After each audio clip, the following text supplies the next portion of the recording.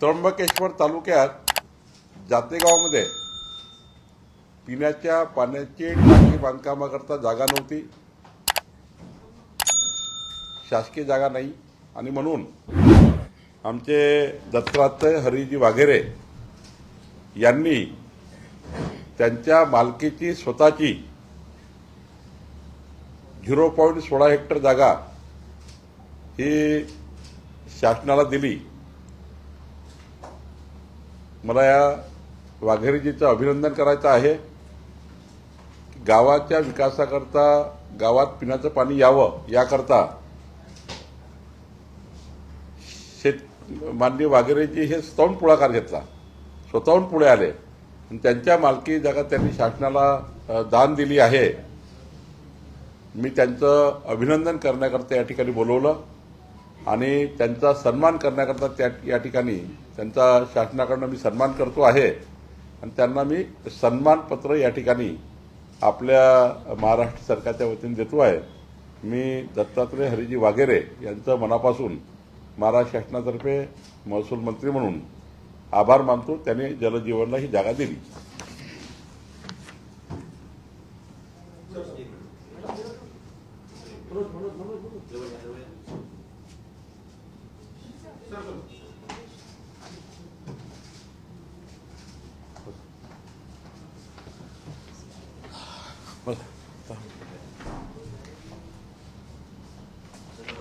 बसा सर, दुसरा एक प्रश्न असा आहे की ज्या पद्धतीनं महाराष्ट्रामध्ये शेतकऱ्यांचं मोठ्या प्रमाणात नुकसान झालं होतं, जी नुकसान भरपाई केंद्राकडून मिळणं गरजेची होती ती मिळाली नाही, त्याचा कुठलाही प्रस्ताव आला नाही, अशी एक माहिती समोर आली होती। नेमकी सत्यता यामध्ये काय आहे? केंद्रीय कृषी मंत्र्यांनी कालच लेखी उत्तरामध्ये असं म्हटलेलं आहे की आपल्याला प्रस्ताव आला नाही आणि दत्ता बाबा भरणे यांनी थोड्याच वेळापूर्वी बाईट दिली आहे की आम्ही 29,000चा प्रस्ताव पाठवलेला आहे। तो खरं काय?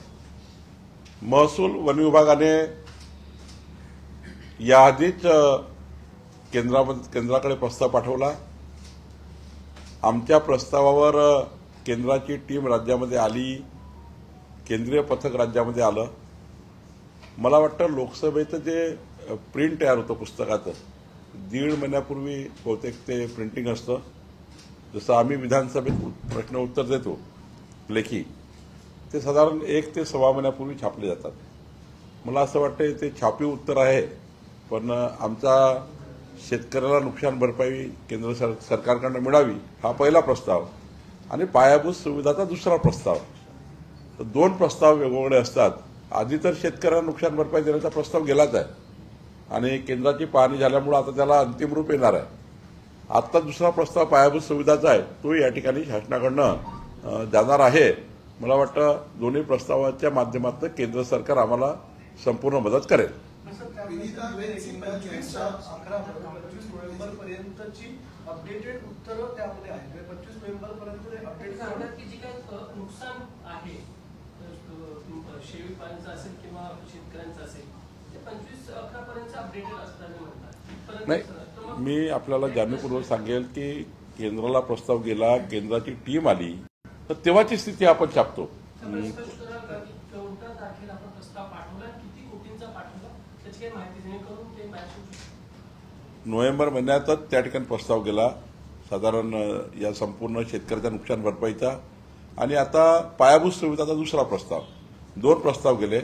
आणि मला असं वाटतं की पूर्ण डिटेल प्रस्ताव केंद्राला गेला, केंद्राने ते या ठिकाणी केंद्रीय पथक पाठवलं आणि अंतिम एनडीआरएफच्या नियमाप्रमाणे केंद्र आम्हाला मदत करेल आणि मला वाटते त्यांची कारवाई अंतिम टप्प्यात आहे। लवकरच बैठकही होणार आहे केंद्रामध्ये आणि त्या बैठकीत या प्रस्तावाला अंतिम मान्यता मिळेल। सर, 2 पत्रही या संदर्भातले समोर येतात, एक 27 नोव्हेंबरचा, एक डिसेंबरचा आहे। अशी 2 स्मरणपत्र केंद्राला पाठवली होती, तरी अशा प्रकारचं छापील उत्तर कशामुळे देण्यात आलं असं वाटतं?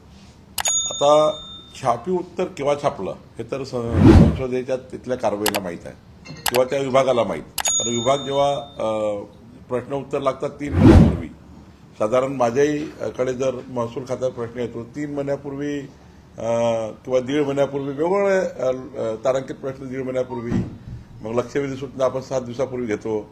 विधिमंडळाचं कामकाज आणि संसदेचं कामकाज हे साधारण अधिवेशन चालू होण्याच्या 1.5-2 महिन्यापूर्वी त्या ठिकाणी प्रिंट चालू होतं आणि तेव्हा आम्ही त्याचे जे काही चट असेल त्याचं उत्तर असेल.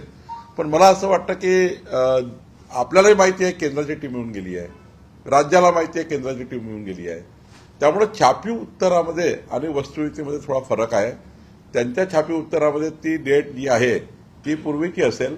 आम्हीचा प्रस्ताव गेला त्यावर केंद्राची टीम आली. व्हिडिओ व्हायरल करून काय मिळवू पाहतात मला माहिती नाही. काँग्रेस ही खरं तर हतबल आहे.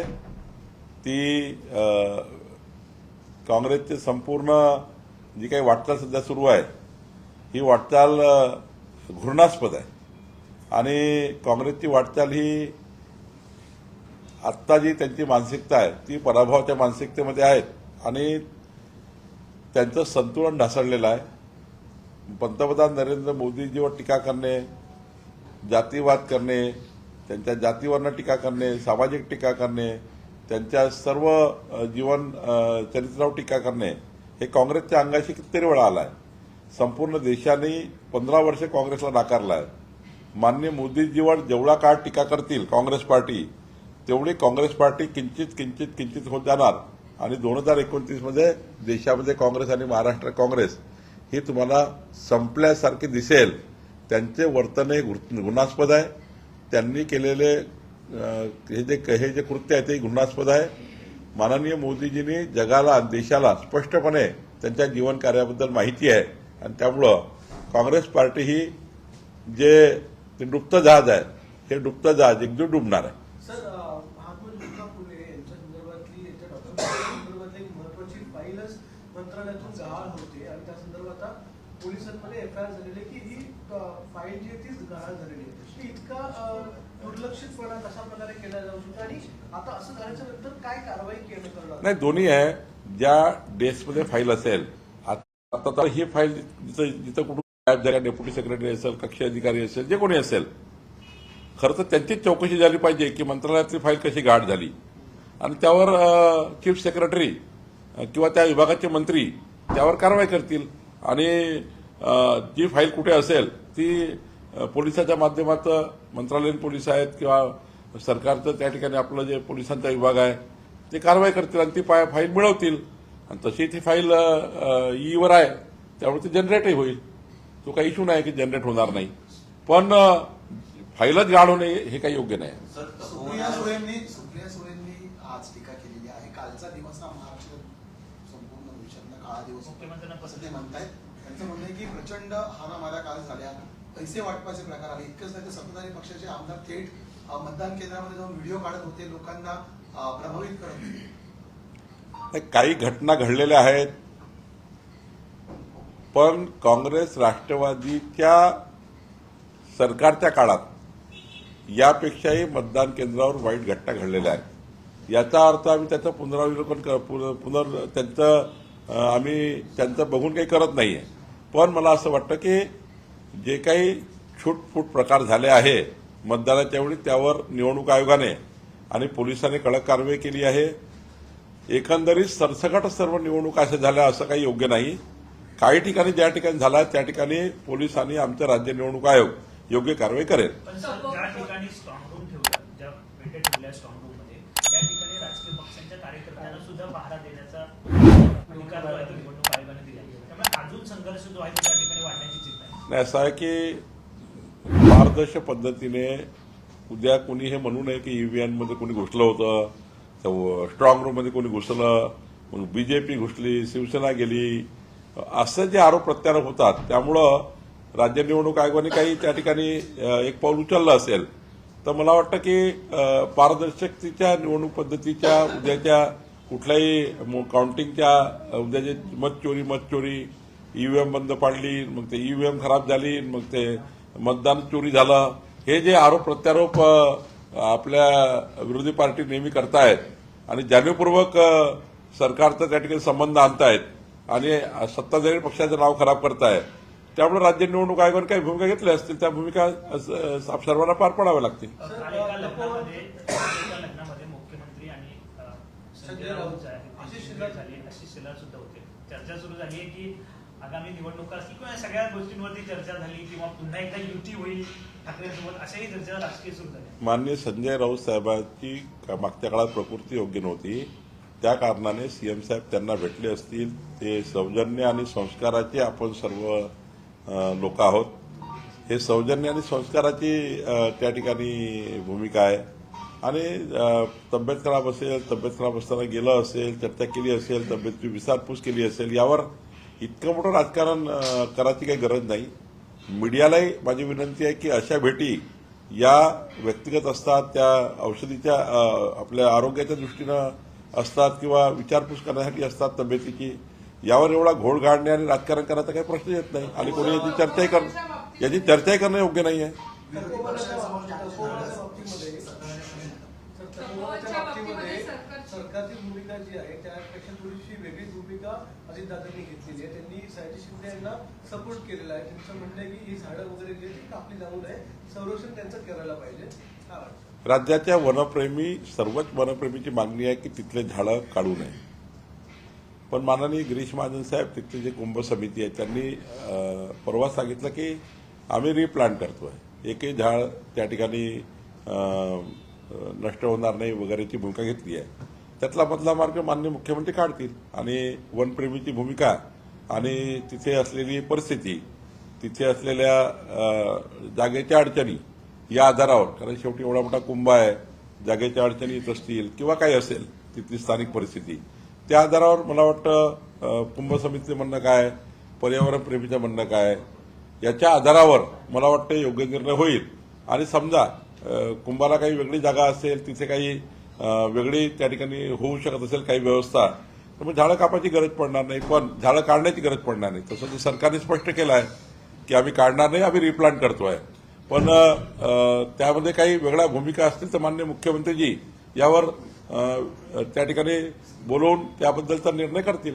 मुख्यमंत्र्यांनी या संदर्भात भूमिका स्पष्ट केली. त्यांचं म्हणणं आहे की जागा प्रचंड कमी आहे, त्यामुळे हे झाडं कापावीच लागतील. मात्र काही राजकीय लोक आता पर्यावरणवादी म्हणून या चळवळीत पाहायला मिळत आहेत. त्यामुळे कुंभ कुठेतरी होऊ नये असाही प्रयत्न या माध्यमातून केला जातोय. मात्र आम्ही कोणासमोर झुकणार नाही, हा कुंभमेळा होईलच. नाही, कुंभमेळा तर होईलच, त्याला कोण रोखू शकतं. माननीय मुख्यमंत्र्यांचं म्हणणं बरोबर आहे. काही राजकीय पक्षाला या ठिकाणी धार्मिक त्या ठिकाणी आपल्या तेढ निर्माण करण्याची काही लोक प्रयत्न करत असतील, धार्मिक तेढ निर्माण करण्याचा. पण मला असं वाटतं की रिप्लांट करणार आहे, एकही झाड त्या ठिकाणी नष्ट होणार नाही, ही सरकारने भूमिका घेतली. जागा कमी आहे, कमी जागेमध्ये त्या ठिकाणी एवढा मोठा कुंभ अरेंज करायचा आहे, त्यामुळे एकही झाड नष्ट होणार नाही आहे, त्याचं रिप्लांटेशन होणार आहे. आणि पुन्हा कुंभ झाल्यावरही पुन्हा त्या ठिकाणी ते झाडं पुन्हा आणता येऊन लावू शकतात. त्यामुळे रिप्लांट करण्यासाठी आता ॲडव्हान्स टेक्नॉलॉजी आली आहे. एकही झाड नष्ट न होता तुम्हाला रिप्लांट करता येतं. त्यामुळं पुन्हा उद्या कुंभ झाल्यावरही पुन्हा तेवढेच झाडं त्या ठिकाणी पुन्हा रिप्लांट करून लावता येतील. तर मला असं वाटतं की थोडं कुंभाचं महत्त्व, अपुरी जागा आणि या संपत्तीच्या सरकारच्या भूमिका समजून घेतल्या पाहिजे. सर, सांगलीमध्ये राष्ट्रवादीच्या जे कार्यकर्ते आहेत त्यांनी ज्या ठिकाणी मतपेट्या ठेवलेल्या आहेत ते स्ट्रॉंग रूमच्या बाहेर आता सध्या ठिय्या आंदोलन त्यांचं सुरू आहे. त्यांनी आरोप केला की मतांची फेरफारी होते किंवा मतांची तफावत जी आहे ती मोठ्या प्रमाणात दिसून येते यावेळी, असं त्यांचा आरोप आहे. नाही, ते राजकारण करतात काही लोक. एक मतं इकडे तिकडे होत नाही ना, मतदान मशीन इकडे तिकडे होत नाही. शेवटी ते स्ट्रॉंग रूम मध्ये असतं. प्रचंड त्या ठिकाणी सरकार म्हणजे राज्य निवडणुका काळजी घेतं, पोलीस काळजी घेतं. काहीतरी लोकांना, काही लोक पराभूत मानसिकतेमध्ये असतात, त्यांना धाकधूक असतं, निवडणूक जिंकू का नाही जिंकू. धाकधुकीच्या अवस्थेपोटी निराशा झाली असल्यास किंवा त्यांचं मानसिक असं प्रेशर असल्यास की बाबा आमची निवडणूक गौर होईल का, आमची निवडणूक गेली आहे, काही लोकांना मग त्याचं राजकारण करायचं असतं. निवडणूक हारण्यापूर्वीच पराभव त्या ठिकाणी दिसतो. अशा वेळी अशा भूमिका लोक घेत असतात. पण सर, संघर्ष हा वाढू शकतो, कारण कार्यकर्त्यांना नाही, संघर्ष वाढूच नाही ना, कारण त्या ठिकाणी ईव्हीएम सुरक्षित आहे. त्या ठिकाणी त्यांना काही अजून त्या ठिकाणी काय सुरक्षा पाहिजे ते देता येईल. पण अशा प्रकारचा संघर्ष वाढवणं योग्य नाही आहे. अधिवेशन 1 आठवड्याचं होणार आहे, त्यावरती भास्कर जाधव म्हणतायत की विरोधी पक्षासमोर जाण्याचं धाडस हे सत्ताधाऱ्यांमध्ये नाही. भास्कर जाधव आतमध्ये काय बोलतात, बाहेर काय बोलतात. आतमध्ये त्यांनी प्रस्तावाला मान्यता दिली.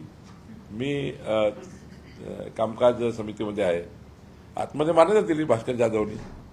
कामकाज समितीची मान्यता त्यांची असल्याशिवाय त्यांची सही आहे, त्या बोर्ड जे काही मिनिट्स ऑफ मिटिंग आहे सही आहे, आणि मिनिट्स ऑफ मिटिंग सर्वांनी सही करायची असतात.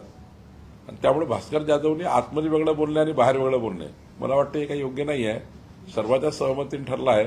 शनिवार रविवारी त्या ठिकाणी इन्क्लूड करून अधिवेशन आहे आणि साधारण निवडणुकीचा मतमोजणीचा काळ आहे.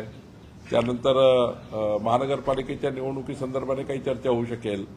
राज्य निवडणूक आयोगाने सुप्रीम कोर्टाने सांगितलं की 31 जानेवारीपर्यंत सर्व निवडणुका घ्या. 31 जानेवारीपर्यंत सर्व निवडणुका घ्या सुप्रीम कोर्टाने सांगितलं आहे. मग 31 जानेवारीपर्यंत निवडणुका घ्यायच्या असतील तर आपल्याला त्या ठिकाणी राज्य निवडणूक आयोगाची काही बंधने येतील, काही घोषणेचे बंधने येतील, काही त्या ठिकाणी आचारसंहितेचे बंधन येतील. त्यामुळे मला वाटतं की अधिवेशनाचा काळ हा एक्झॅक्ट सोमवार ते रविवार पूर्ण 9 दिवसाचा आहे. आणि तसंही 2 आठवडे अधिवेशन चाललं तरी एवढाच काळ राहतो. 2 आठवडे अधिवेशन चाललं तरी एवढाच काळ राहतो. म्हणजे 2 आठवडे अधिवेशन काढलं तरी पुढचे 4 दिवस भेटतात. त्यापेक्षा सलग 9 दिवस काम करून घेणे, सोमवार ते रविवार पूर्ण काम करून घेणे ही भूमिका सरकारची आहे. आमच्या खात्याची 6 बिलं आहेत. तर नवीन काही ॲडिशनल आणू शकत नाही, कारण नवीन काही घोषणा केला तर आयोग त्या ठिकाणी आचारसंहितेचा काळ आहे. कारण 21 तारखेपर्यंत आचारसंहिता कंटिन्यू आहे. आचारसंहिता कंटिन्यू असताना काही त्या ठिकाणी चुकीच्या घोषणा होणे हे योग्य नाही. सर, सांगलीमध्ये जो प्रकार घडला हा जाणीवपूर्वक केला जातो. जी सुरक्षा ईव्हीएम्सला द्यायला पाहिजे होती ती देण्यात येत नाही असं वारंवार आरोप करतात विरोधक. आक्रमक झाले. विरोधकाला तो धंदा आहे आक्रमक व्हायचा आणि आमचं काम आहे त्यांना सांभाळायचं. विरोधक कसे राहतील? तसेच राहतील ना. त्यांना धाकधूक आहे. महाराष्ट्रात 51% मतं घेऊन महायुती जिंकताय, 2/3 बहुमत घेऊन महायुती जिंकतायत. जे पराभव दिसतोय त्यांना ते धाकधुकीनं असा राळा करतायत. तुम्हाला माहिती आहे ईव्हीएम स्ट्रॉंग रूम मध्ये असतं, पोलिसांचा पहारा असतो. यांना तिथे आता राजकारण करायचं आहे. पराभव झाला असेल त्यांचा, दिसत असेल त्यांना पराभव दिसतं ना निवडणुकीच्या वेळी कोण कुठे चालला काय चाललं मतदार, किंवा तसा थोडासा भास असतो की बाबा आपण निवडणुकीला आपण टॉपमध्ये आलो आहे. टॉपमध्ये त्यांना असं वाटतं की बाबा आधीच पराभवाचं पहिलेच स्वीकारून त्या ठिकाणी बघा ते मशीन खराब झाली होती, बघा ते स्ट्रॉंग रूम मध्ये घुसलं होतं. जनतेला आपलं नेतृत्व टिकवण्यासाठी काही फंडे करावे लागतात. त्यातले फंडे आहेत. आणि त्यामुळे मला असं वाटतं याच्यामध्ये फार काही त्याच्यामध्ये आतमध्ये जायची गरज नाही आहे. निवडणूक आयोग त्या ठिकाणी सतर्क आहे, पोलीस सतर्क आहे. कोणीही हात लावू शकत नाही, कधी कोणी छेडछाड करू शकत नाही. निवडणूक आयोगाचं पूर्ण लक्ष असतं. तुम्हाला जबाबदारी दिली आहे ना सर्व पक्षाला त्या ठिकाणी लक्ष ठेवण्याची. लक्ष ठेवा, दुर्बीण लावून ठेवा आणि पहा तुम्ही पुढे निकालाची वाट बघा. सर, पीएमओ आणि राजभवनाचं नाव आता बदलण्यात आलेलं आहे आणि लोकांमधलं आणि शासनामध्ये दुवा म्हणून राजभवन एक काम करायचं राज्यपालांनी काल सांगितलं. मात्र उद्धव ठाकरे तुमच्यावर टीका करतात. त्यांचं म्हणणं आहे की आता आपल्याच लोकांवरचा, भाजपमधील लोकांचा विश्वास उडत चाललेला आहे मंत्र्यांवरचा आणि म्हणून अशा प्रकारे नावांमध्ये बदल केला जातो. नाही, मला आता यामध्ये बघावं लागेल काय ते उद्धव ठाकरे बोलले आणि आमची भूमिका काय ते. शेवटी मी आता तुम्ही वेळेवर प्रश्न विचारला मी बघून बोलतो. हिवाळी अधिवेशनामध्ये विरोधी पक्षनेत्याचा प्रश्न निकाली लागेल असं वाटतं. कशाचा? विरोधी पक्षनेते नाही, विरोधी पक्षनेत्याचा प्रश्न मी नाही सोडवत, ते अध्यक्ष सोडवतात. राहुल नार्वेकर जे आहे बसलेले त्यांच्याकडे जाऊन तुम्ही त्यांना विचारून घ्या. अध्यक्षाचा अधिकार आहे, इथे मंत्रालयात आमचा अधिकार आहे. त्यामुळे अध्यक्षाला विचारा. संपूर्ण इतक्या वर्षांमध्ये कुंभचं आयोजन होत असतं. मात्र जलकुंभमध्ये प्रथमच एका शेतकऱ्याने आपल्या नेतृत्वामध्ये जमीन देण्याचा निर्णय घेतलेला आहे. तुमच्या कारकिर्दीमध्ये हा पहिलाच असा निर्णय होतोय. कशा प्रकारे बघताय निर्णय? 2 निर्णय झाले आहे. आता एक फाईल माझ्याकडे आहे. एखादा शेतकरी, वाघेरेसारखे शेतकरी आपली जमीन गावकऱ्याकरता त्या ठिकाणी पिण्याच्या पाण्याकरता देतात. माननीय पंतप्रधान मोदींच्या जलजीवन मिशन करता येतात आणि गावकऱ्याला पाणी मिळावं अशी त्या ठिकाणी त्यांची भूमिका आहे. आणि स्वतःच्या घरी अन्न पिकवणारी एक महाराष्ट्र सरकारने त्यांचा गौरव केला आहे. पुढेही त्यांचा आम्ही गौरव करू. पण मोठं काम त्यांनी केलं आणि त्या गावाला एकंदरीत जलजीवन मिशनचं पाणी मिळालं पाहिजे. त्यांनी जागा दिली नसती तर आम्ही टाकी बांधू शकलो नसतो, आणि आम्ही टाकी बांधू शकलो नसतो तर त्या ठिकाणी पाणी लोकांना मिळालं नसतं. कुणीतरी पुढाकार घेणं आवश्यक होतं. गव्हर्नमेंट लँड त्या गावात नाही आहे, प्रायव्हेटच लँड त्या ठिकाणी घ्यावी लागत होती, आणि प्रायव्हेट लँड घेण्याकरता 3 वर्ष लागले असते संपादन करण्याकरता. संपादनाचे 3 वर्ष जलजीवन मिशनची टाकी थांबली असती. माननीय वाघेरेजींनी 3 वर्ष माझ्या गावाची पिण्याची पाणी योजना लेट होऊ नये म्हणून पुढाकार घेतला आणि 0.16 हेक्टर जागा शासनाला दिली. सर ये जानना चाहेंगे प्रधानमंत्री को जैसे कांग्रेस एआई के जरिए अपनी ही ट्विटर हैंडल पर पोस्ट इस तरह से पेश कर रही है, बहुत आपत्तिजनक और चिंताजनक है सर. देखिए, ये कांग्रेस पार्टी का जहाज डूब रहा है. कांग्रेस पार्टी रोज लोग छोड़ रहे हैं. ये पार्टी 2029 में इतनी सी होने वाली है. अब ये क्या कर रही है, माननीय पंतप्रधान नरेंद्र मोदी जी की पूरे विश्व के सामने, पूरे देश के सामने ये सत्यता है कि मोदी जी ने अपना जीवन गरीबी से, और बहुत गरीबी से, चाय बेचते हुए उन्होंने अपना जीवन शुरुआत किया और आज देश के, विश्व के सबसे लोकप्रिय नेता बने. 15 साल से कांग्रेस पार्टी सत्ता में नहीं आ पा रही है और सत्ता में 2047 तक कांग्रेस नहीं आने वाली है. ये कांग्रेस में डर तैयार हो गया है. तो व्यक्तिगत मोदी जी को जिस प्रकार से एआई के माध्यम से वगैरह इस प्रकार की वीडियो रील बनाना और इस प्रकार से मोदी जी का व्यक्तिगत जीवन पर उन्होंने इस प्रकार से चीटिंग करना, वन टाइप ऑफ चीटिंग है ये. तो इसका जनता ही उत्तर देगी. मोदी जी को जब जब गाली देने का प्रयास कांग्रेस ने किया, कांग्रेस डूबी. और अभी भी आपने देखा बिहार में कांग्रेस डूबी, वहां पर महाराष्ट्र में कांग्रेस के बेहाल है. रोज कांग्रेस पार्टी के लोग कांग्रेस में बोल रहे हैं. अभी हमने कम से कम 10,000 कार्यकर्ता का कांग्रेस पार्टी ने भाजपा में पक्ष प्रवेश किया. ये जो कांग्रेस है ना, ये इनकी मानसिक संतुलन बिगड़ गया है और इनका संतुलन इस तरह से बिगड़ गया है, वो निचली एक गांव के जो कोई वो जो लफंगे लुच्चे जैसी व्यवहार कांग्रेस पार्टी कर रही है, ये कांग्रेस पार्टी की हालत बदतर हो गई है. और बदतर हालत में कांग्रेस पार्टी के नेता लोग इस प्रकार का दुर्व्यवहार कर रहे हैं.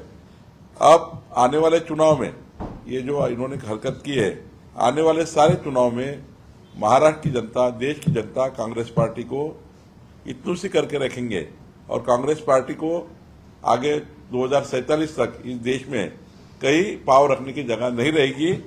ये कांग्रेस पार्टी की नई शुरुआत हो गई है और कांग्रेस पार्टी इसको ये जो करने जा रही है या कर रही है, इसकी निंदा करते हैं. पूरा देश इसकी निंदा कर रहा है. सर, महाराष्ट्र में अभी विधानसभा ये होने वाला है, सेशन वाले असेंबली सेशन, इसी के बीच में सिर्फ 8 से 14 तक रखा गया. इस पर विरोधियों की टिप्पणी की गई है कि सरकार डिस्कशन नहीं करना चाहती है, डर रही है सरकार, इसलिए इतने कम टाइम के लिए सेशन रखा गया. वही बात है, जब हम हाउस में कुछ प्रस्ताव लाते हैं ना, गायब रहते उनके विधायक.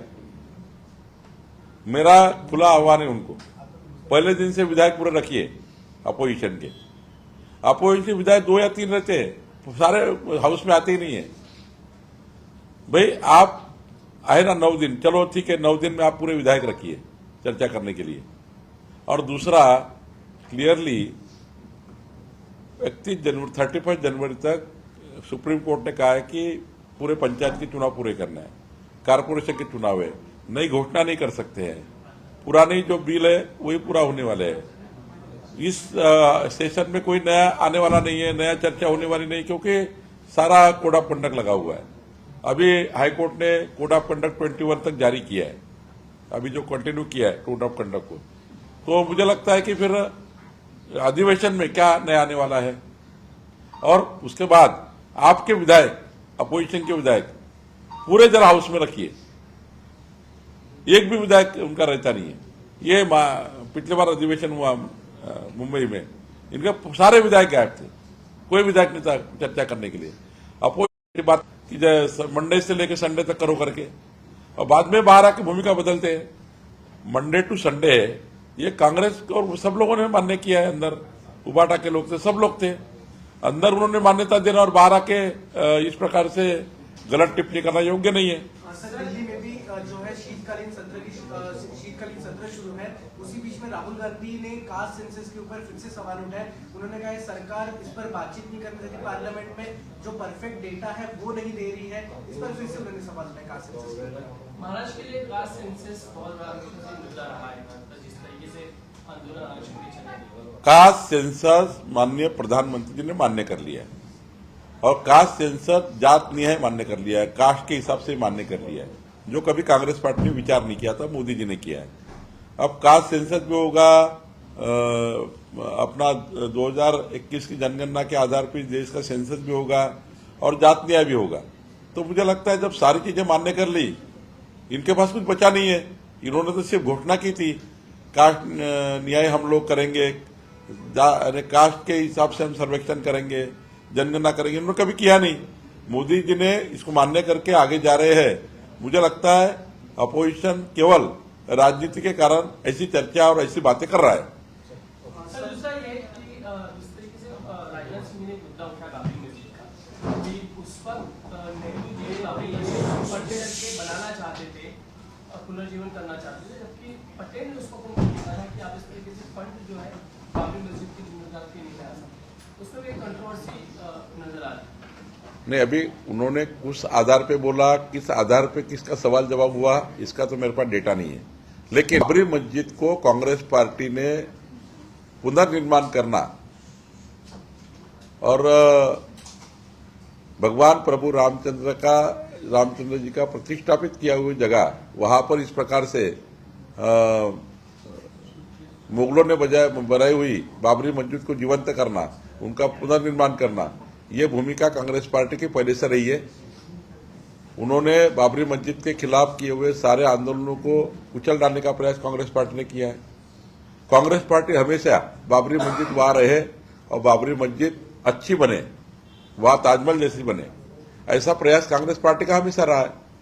लेकिन माननीय पंतप्रधान नरेंद्र मोदी जी ने जिस प्रकार से सुप्रीम कोर्ट का निर्णय आया, उसके बाद जिस प्रकार से भव्य रामलला का मंदिर वहां बना है, ये हमारी देश की विरासत और हमारी आज पूरे विश्व में इस विरासत को, इस हमारे भगवान प्रभु रामचंद्र जी रामलला को जिस प्रकार से हमें वहां प्रतिष्ठापित होते देखा हुआ है, 500 साल बाद हमारी पीढ़ी को भगवान प्रभु रामचंद्र जी का मंदिर वहां प्रतिष्ठापित हुआ है, ये हमारे लिए गर्व की बात है, देश के लिए, विश्व के लिए गौरव की बात है। कांग्रेस पार्टी का ये प्रयास विफल हो गया, इसलिए फिर दोबारा गरजा हिंदुस्तान चॅनलला सबस्क्राईब करा आणि ताज्या घडामोडी जाणून घेण्यासाठी बेल आयकॉनवर प्रेस करा।